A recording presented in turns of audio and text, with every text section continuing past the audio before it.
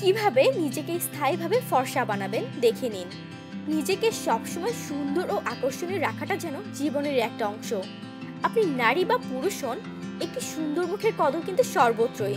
আসুন জেনে নিন ত্বক স্থায়ীভাবে ফর্সা করার দুটি ঘরোয়া উপায়। ভেতর থেকে রং করুন উজ্জ্বল। রূপচর্চায় দুধ ও কাঁচা হলুদের ব্যবহার যুগ যুগ ধরে হয়ে আসছে। প্রতিদিন 1 গ্লাস উষ্ণ গরম দুধে আধা চা চামচ কাঁচা হলুদ বাটা মিশিয়ে পান করুন। এভাবে পান না করতে পারলে এর সঙ্গে মধু মিশিয়ে নিন।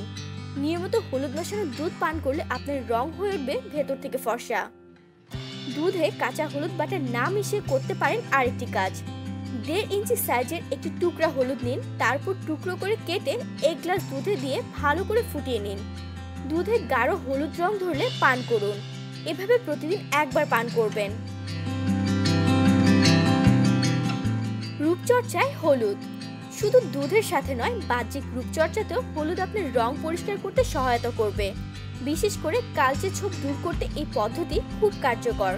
উপকরণ: দুধ 3 টেবিল চামচ, লেবুর রস 1 টেবিল চামচ এবং কাঁচা হলুদ বাটা 1 চা চামচ। যেভাবে ব্যবহার করবেন: দুধ, লেবুর রস ও হলুদ গুঁড়ো একসঙ্গে মিশিয়ে একটি মিশ্রণ বা পেস্ট তৈরি করুন। সারা মুখে এই পেস্ট ভালোভাবে লাগিয়ে প্যাকটি শুকানো পর্যন্ত অপেক্ষা করুন। শুকিয়ে গেলে ঠান্ডা জল দিয়ে পরিষ্কার করে ধুয়ে নিন। নরম তোয়ালে দিয়ে আলতো করে মুছে নিন। গরম জলে মুখ ধোবেন না এবং অন্তত 12 ঘন্টা রোদে যাবেন না। এই ভিডিওটি যদি আপনাদের এতটুকু ভালো লেগে থাকে তবে অবশ্যই আমাদের চ্যানেলটিকে সাবস্ক্রাইব করুন।